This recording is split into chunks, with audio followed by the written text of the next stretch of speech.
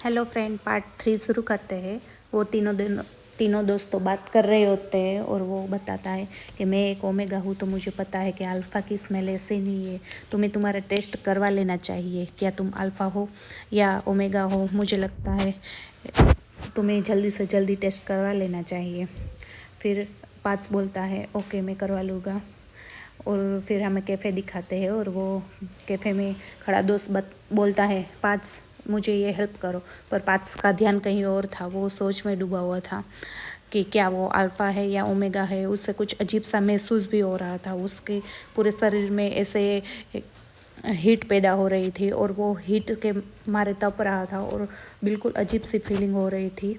वो घबराहट के मारे घर चला गया था और वो अपने प्राइवेट पार्ट को बार बार छू रहा था। उससे कुछ महसूस हो रहा था, वो अलग ही प्रकार की उसको महसूस होने लगी थी और हमें ऐसा लग रहा है कि वो एकदम सीड्यूस होने लगा है, ऐसा दिखाई दे रहा था।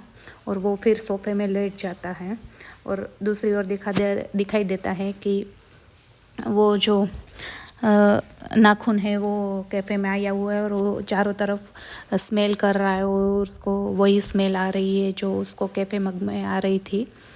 और फिर बाद में वो हमें नाखून के अंकल का बेटा दिखाई देता है और वो दोनों के बीच बातचीत होती है कैसे और अंकल कैसे है और वो उसने जो वाइन भेजी है वो मिली कि नहीं और आप घर पे आना, वैसा कुछ।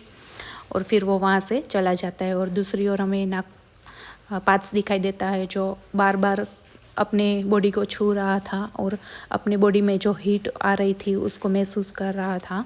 फिर वो सोफे में लेट जाता है और अपना प्राइवेट पार्ट को सोफे की साइड में रब करता है और कुछ अजीब सा महसूस करता है, जैसे उसके बॉडी में कुछ हो रहा है। और इस चीज़ से वो थोड़ा सा घबरा भी जाता है और उसको ऐसा लगता है कि मुझे टेस्ट करवा लेना चाहिए।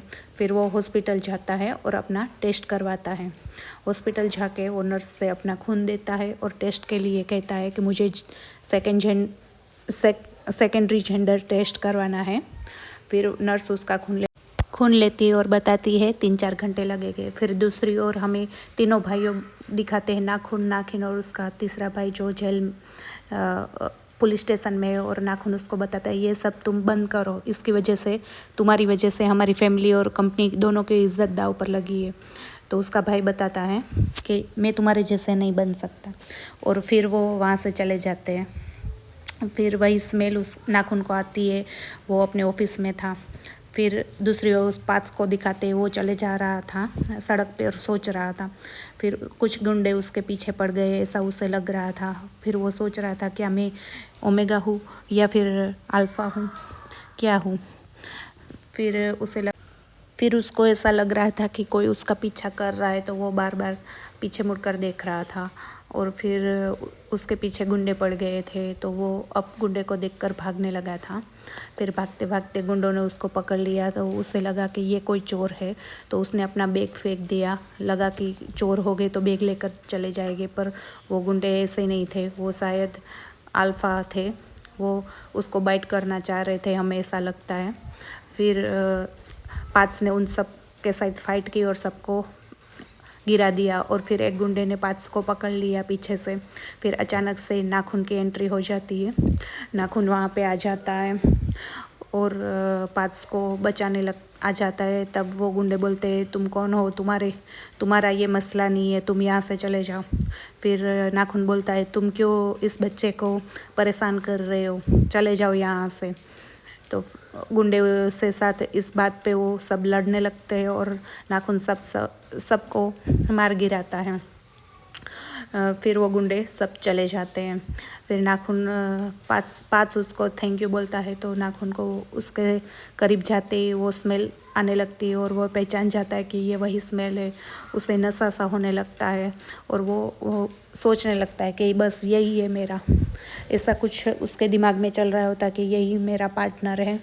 और उसको फिर वो सीड्यूसिंग वाली स्मेल आने लगती है और वो उसका चश्मा निकाल देता है। पाँच का चश्मा निकाल कर वो उसके पास और ज़्यादा करीब जाने लगता है और उसके नेक पर ऐसे स्मेल करता है और फिर उसके नेक पर बाइट करने लगता है। और फिर हमें वो सीड्यूसिंग वाला पार्ट दिखाते हैं कि उसे सीड्यूसिंग वाला ऐसा कुछ फील हो रहा है और उसके नेक पर वो बाइट करने लगता है। तो ये था एपिसोड 1 और एपिसोड 2 आने में अभी देर है, फिर हम बाद में एक्सप्लेन करेंगे एपिसोड 2। Thank you.